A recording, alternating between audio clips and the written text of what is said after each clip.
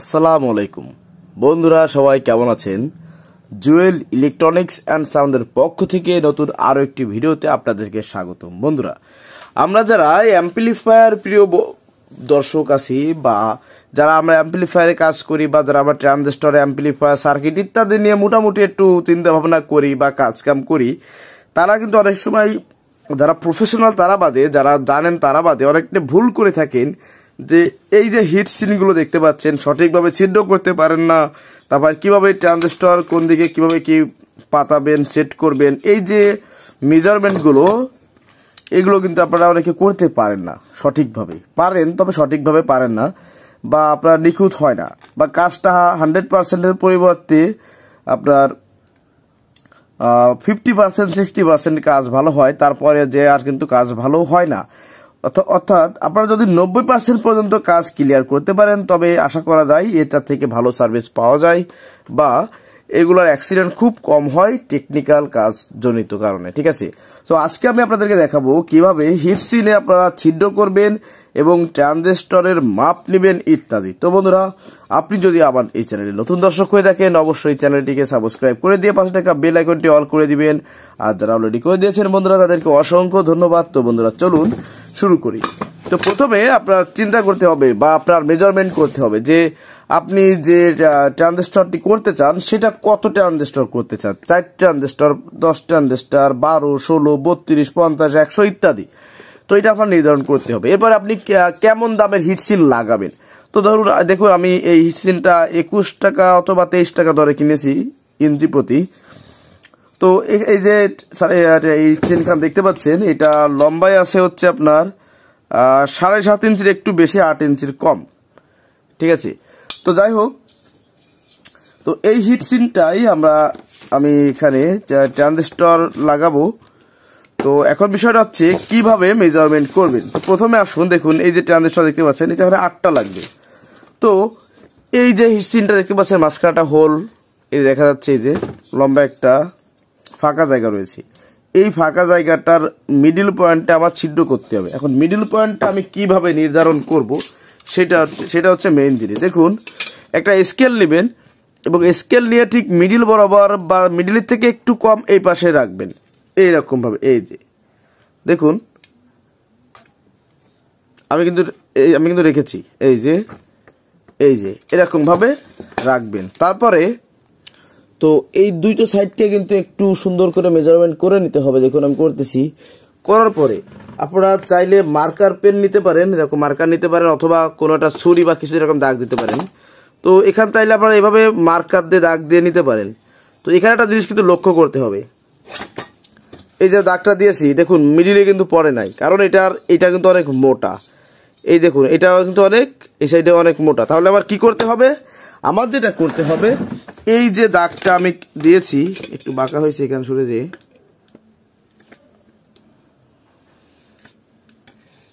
দেখুন আমি তার সামনে দেখানোর জন্য এটা এভাবে দিয়েছি কিন্তু। তো এই যে দাগটা আমি দিয়েছি দেখুন, এই দাগটা কিন্তু ডিরেক্টলি এই সাইডটা মিডিলে আছে এবং এই সাইডটার এই কর্নারটার মিডিলে। তার মানে আমার এই দাগের এই পাশটাতে আমার ফলো করতে হবে, অর্থাৎ আমাদের ছিদ্র করতে হবে সেটা হচ্ছে এইখানে। তো এখন সেটা কিভাবে করবেন আসুন সেটা প্র্যাকটিক্যালি আগে দেখে নিই। তো এখানে একটা হাতুড়ি নিতে পারেন বা অন্য কোনো ভারী বস্তু, প্লাসও হতে পারে, নিতে পারেন। এবার একটা ছোট্ট লোহা নেবেন, জেনারি লোহা। একটা লোহা নিয়েছি। এবার আসুন ট্রানজিস্টরের দিক থেকে। তো আমার প্রথমে এম করতে হবে যে এটার মিডিল বরাবর কোথায় পড়ে। দেখুন, তো এটা হচ্ছে আমার মিডিল পয়েন্ট। তো এই মিডিল পয়েন্টে এটাকে রেখে আমি এই যে জেনারেল লোহাটা এখানে এই দিলাম। আপনারা চাইলে চিকুন কলম দিয়েও করতে পারেন। দেখুন, এটা কিন্তু আমি নড়াইনি, জাস্ট এভাবে রেখে দিয়েছি। এই যে দেখুন ছিদ্রটা কোথায় পড়ছে, এটা সাইডে, তার মানে আমার এটা ঠিকই আছে। এই যে এটাকে এরকম রেখে দিয়ে এরপরে তো আরো একটা ট্রানজিস্টর দিতে হবে এবং অবশ্যই এটা থেকে এটা একটু গ্যাপ রাখার চেষ্টা করবেন। সেক্ষেত্রে যদি কখনো একটু আপনার বাঁকা হয়ে যায় কোথাও ছিদ্র কাটা, ওইটা কিন্তু এটা মেকআপ করে দিতে পারবে। তো দেখুন, এই যে এটা একটা দাগ দিয়ে যেহেতু নিলাম, সেহেতু এখান থেকে এটা নিয়ে এবার আমি এখানে আর একটা দাগ কাটবো, একটু গ্যাপ করতে হবে, ফাঁকা রাখতে হবে ভিতরে, কারণ অনেক সময় সাইডে চলে যায় ছিদ্র কাটার জন্য, অন্য সমস্যার জন্য। তো বন্ধুরা এই যে নিয়মটা দেখলেন, এই সেম নিয়মে সবগুলো কাটতে হবে প্রথমে।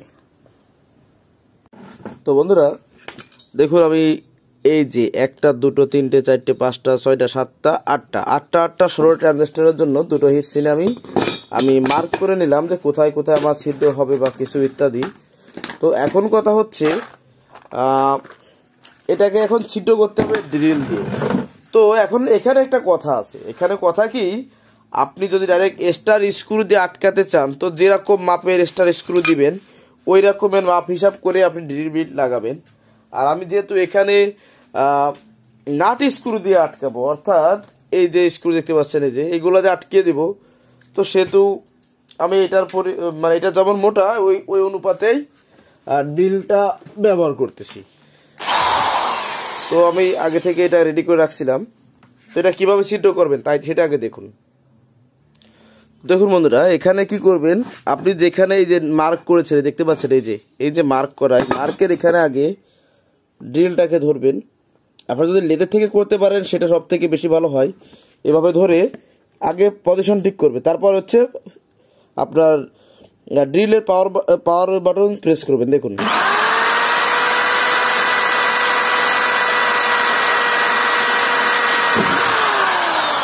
আমি জাস্ট একটা আপনাকে দেখাচ্ছি, দেখেন তো বন্ধুরা, দেখুন একটা করেছি আমি জাস্ট, দেখুন একদম মিডিল পয়েন্টে পড়ছে, দেখুন কত স্মুথ ভাবে এটা ছিদ্র হয়ে গেছে। আপনাদের আরো একটা করে দেখাই, দেখুন এটাও করতেছি আমি।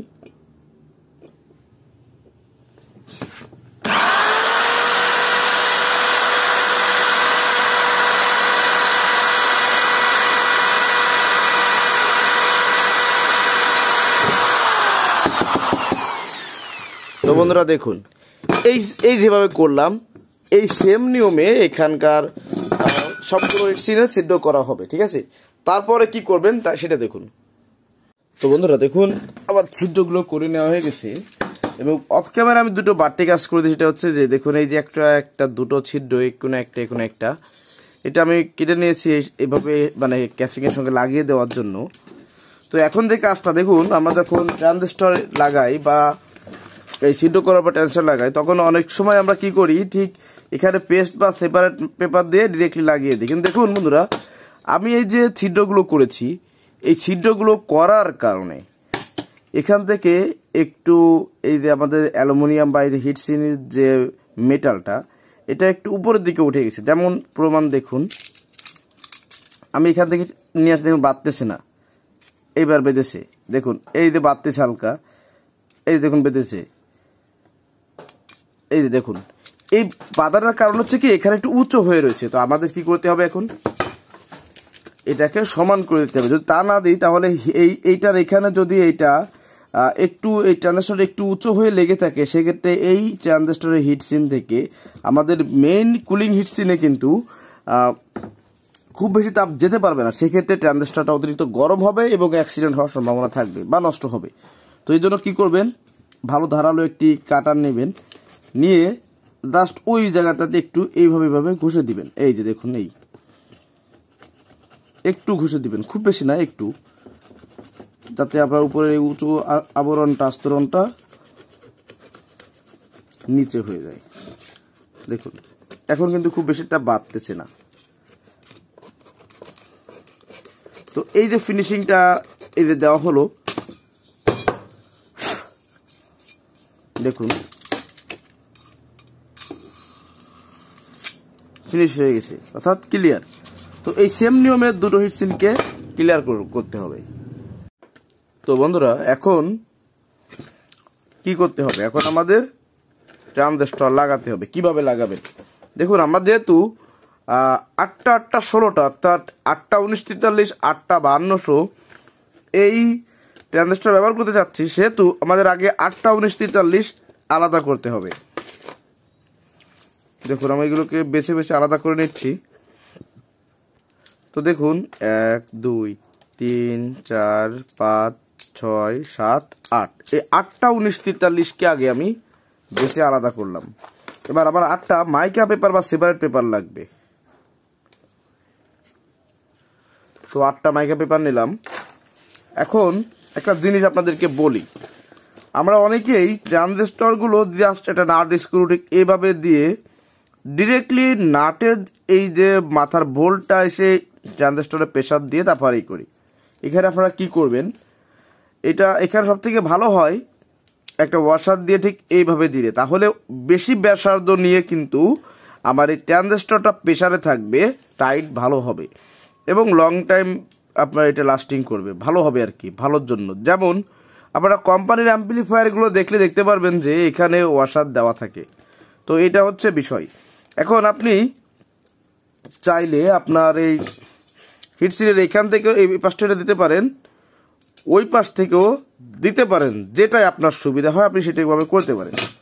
তো এখন যে কাজটি করতে হবে বন্ধুরা, আমি একটা হিটসিন নিলাম, নেওয়ার পরে আমার এখানে হিটসিন পেস্ট দিতে হবে। তো এখানে দেখুন দুটো পেস্ট, একটা আছে আপনার মেড ইন জাপান কোটারটা, আর একটা আছে আপনার পেস্টের যেমন থাকে প্যাকেট, এরকম প্যাকেট জাতীয়। তো আমি এটা দিয়ে এখন করতেছি, যেহেতু এটা আমার শেষের পথে প্রায়, তো এটাকে শেষ করে দেওয়াটা আমার জন্য বেটার, এই জন্য এটা দিয়ে করতেছি। তো আমরা প্রথমে হিটসিনে কিন্তু একটু পেস্ট দিয়ে নেবেন, এটাকে পরে মেসেজ করে দিচ্ছি এখানে। তবে খুব বেশি পরিমাণ দিবেন না, খুব বেশি দিলে যে ভালো হয় এরকমটা না, হালকা একটু দিলেই হয়, খুব বেশি পরিমাণ আসলে লাগে না। তবে এটাকে চেষ্টা করবেন যে জায়গায় দিবেন একটু ভালো করে মাখিয়ে দেওয়ার জন্য, সেক্ষেত্রে এটা সব জায়গায় সুন্দরভাবে লেগে যাবে। তো দেখুন আমি এটাকে এই যে দিচ্ছি,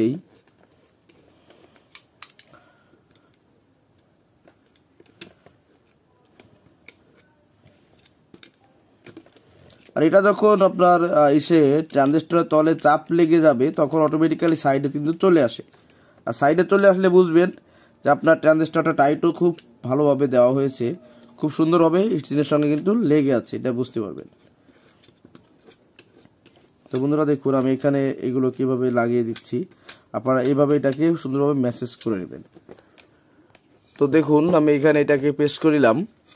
এখন আমার কথা হচ্ছে এখানে যে ছিদ্র আছে এই সিস্টেমে, এখানের এই যে আমাদের সেপারেট পেপারগুলো, এইগুলোকে এইভাবে সুন্দরভাবে লাগিয়ে দিতে হবে যাতে এদিক ওদিক টাল না থাকে। দেখুন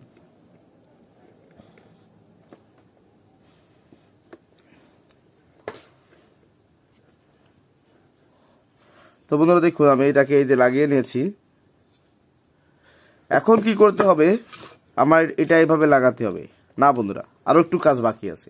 সেই কাজটা হচ্ছে আমি যে ট্রানজিস্টরটি লাগাবো এই ট্রানজিস্টরের এই হিটসিনে, অর্থাৎ ট্রানজিস্টরের হিটসিনে আমি একটু পেস্ট লাগিয়ে দেবো। সেক্ষেত্রে আমার এটা যদি কোথাও তলে কোনো গ্যাপ থাকে এই গ্যাপটা পুরো হয়ে যাবে, প্লাস হিটটা খুব ভালোভাবে হিটসিনে যাবে।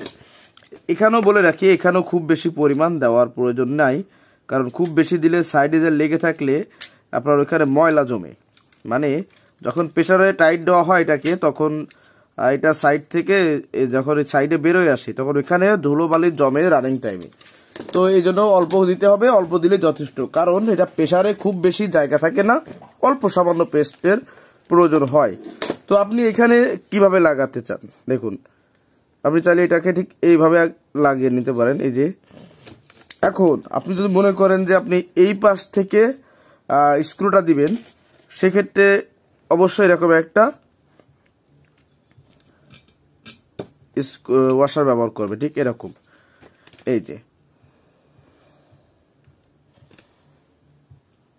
তো এরপরে এখানে এই প্যাচ দিয়ে টাইট দিতে হবে। তো আমি ওইভাবে আসলে দিব না, আমি উল্টো করে দিব, অর্থাৎ আমার এই নাটটা ভিতর পাশ থেকে আসবে।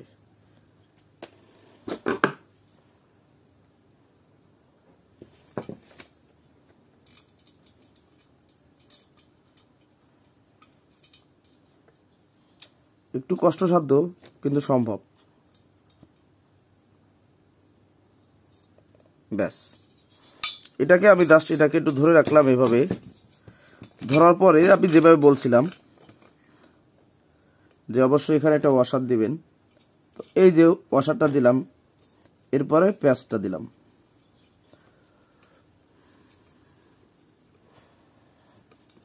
প্যাচ দেওয়া কমপ্লিট। এখন এখানে একটু টাইট দিতে হবে, খুব বেশি নয়,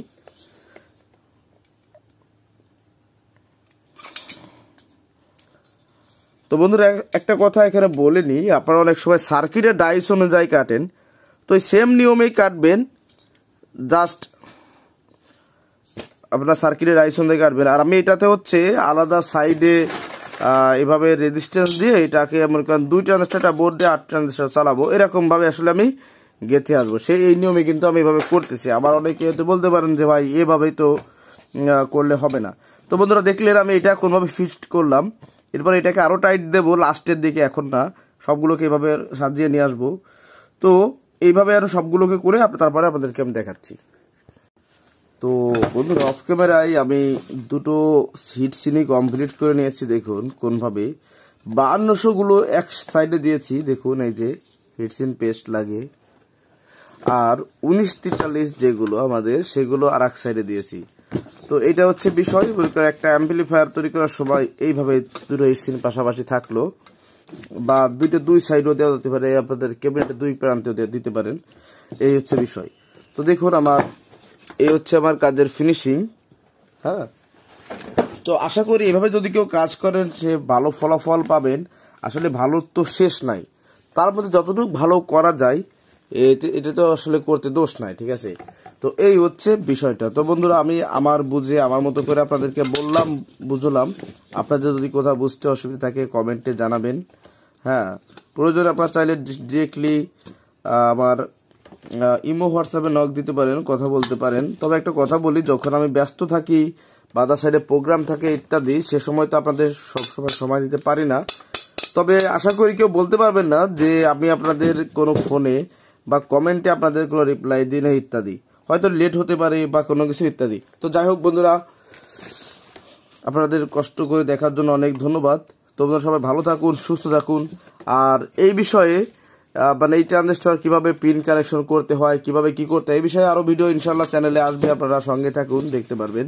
তো সবাই ভালো থাকুন, সুস্থ থাকুন, আল্লাহ হাফেজ।